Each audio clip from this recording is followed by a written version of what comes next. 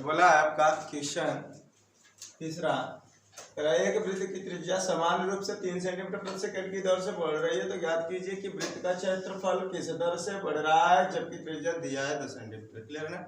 Question number 3 के बारे में बात कर रहे हैं हम। ठीक है, बहुत आसान तरीका से आप लगाने का प्रयास करेंगे कि अगर इस प्रकार का, तो मान लीजिए हम क्या करें यहाँ पे, मान लें कि माना, ठीक है, क्षेत्रफल ए मान लिया जाए है, माना वृत्त का क्षेत्रफल ए, त्रिज्या आर, माना वृत्त का क्षेत्रफल ए और त्रिज्या आर है।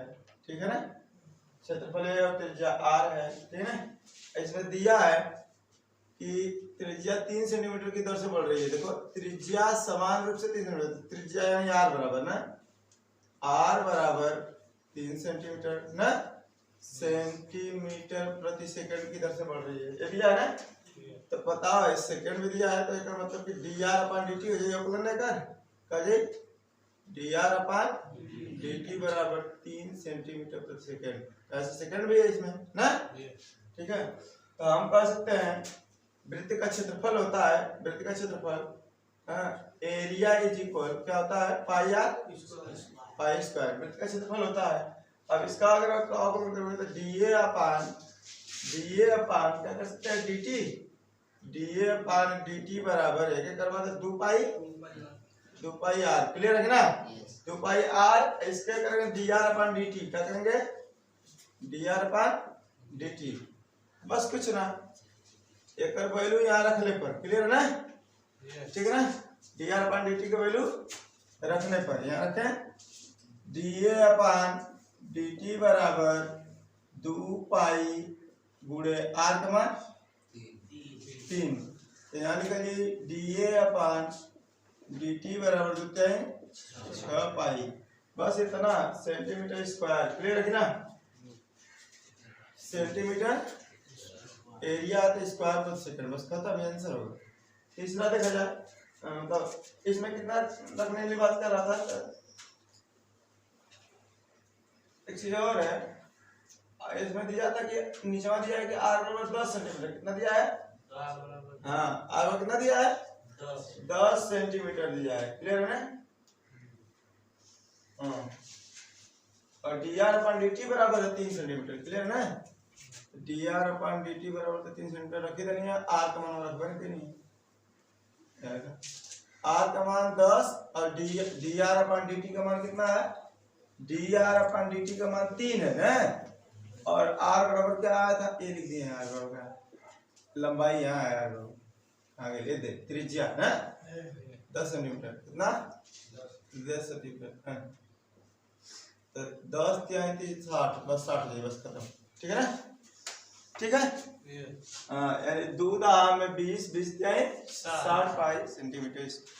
क्लियर है ना, ऐसे करेंगे, ये लंबाई में ध्यान देंगे। फिर ने करा एक परिवर्तनशील घन का किनारा 3 सेंटीमीटर की दर से बढ़ रहा है, तो घन का आयतन किस दर से, आयतन पूछा है, आयतन भी किस दर से क्या कर रहा है, बढ़ रहा है, जबकि किनारा 10 सेंटीमीटर दे भी दे रहे हैं ना।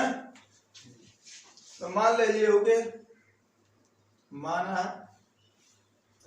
ला कि घन का आयतन, माना कि घन का आयतन, माना कि घन का आयतन भी, ठीक है ना, तथा इसका एक भुजा, तथा भुजा बराबर a है ना। अगर भुजा a है कि नहीं, और आयतन b है, तो कैसे लिखेंगे, तो पहली बात तो यानी कि एक किनारा दले है, मतलब dA अपान dt बराबर कितना दे दे, तो आप 3 सेंटीमीटर है ना प्रति सेकंड। क्लियर ना, यानी एक भुजा 3 सेंटीमीटर है ना, तो भुजा के लिख दीजिए, और वहां सेंटीमीटर प्रति सेकंड, तो dA अपान dt बराबर 3 सेंटीमीटर। क्लियर है ना, ठीक। और a बराबर का है 10 सेंटीमीटर, a बराबर का है dA अपान dt पहला है, dA अपान dt बराबर इतना है ना।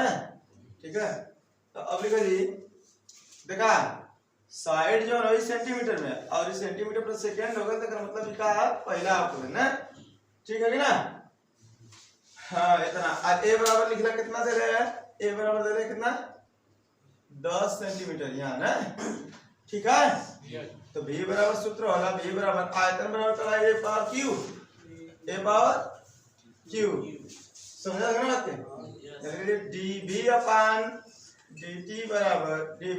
dt बराबर एकर अवकलन करी तो 3a स्क्वायर da अपान dt, क्लियर है ना। हाँ सही ना।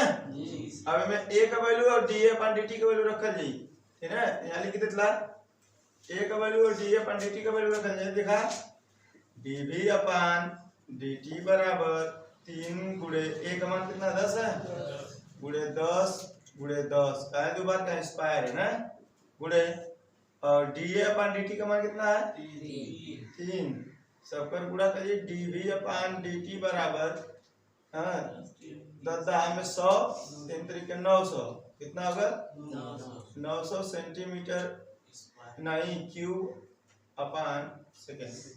आयतन हमेशा क्यूब में होला बेटा, आयतन हमेशा क्यूब में होला, ठीक है ना। इतना क्लियर हो गया कि नहीं, लिख लीजिए जल्दी लीजिए।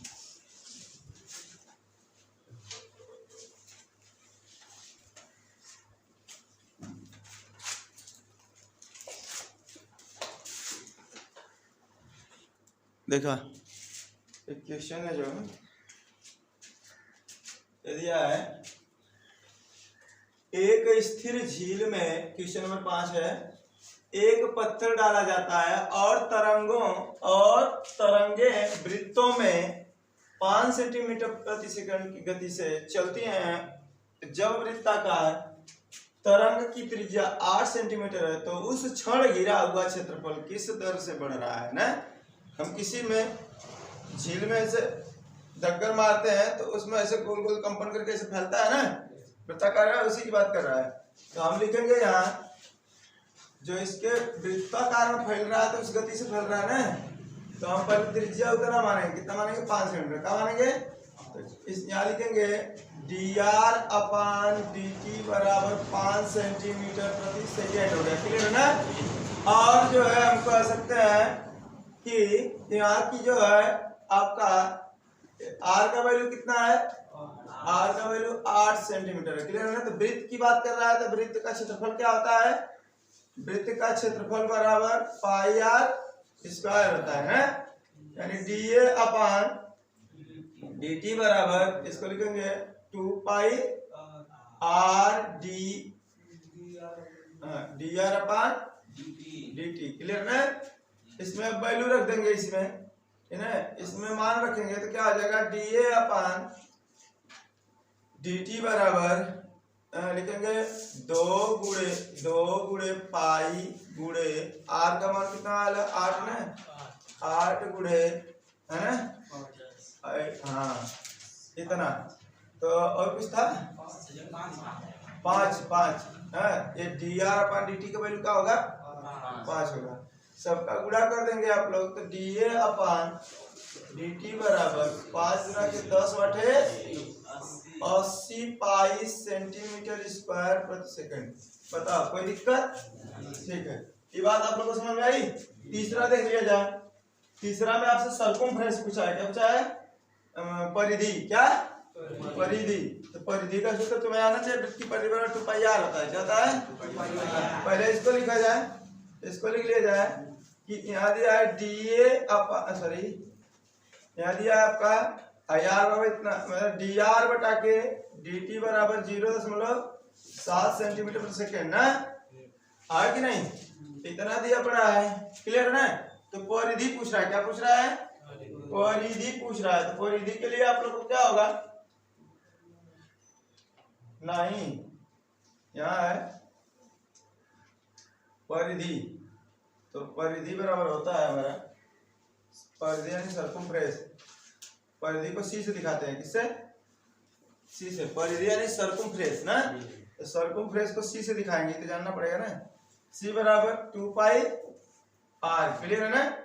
इसका हल करोगे तो dc अपान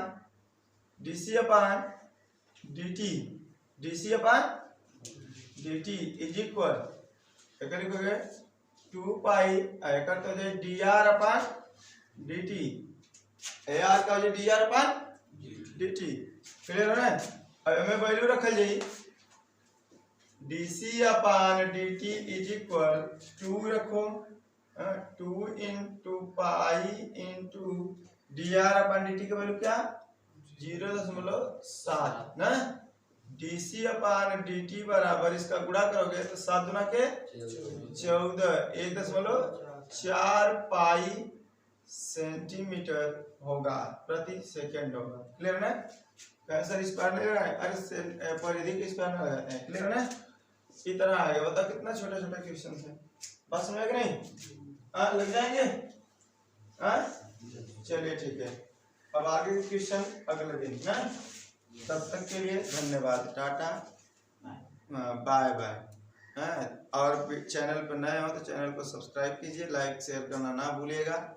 सभी क्लास इंटरमीडिएट का जितना भी सलूशन पाना चाहते हैं तो वीडियो को सब्सक्राइब कीजिए, ठीक है।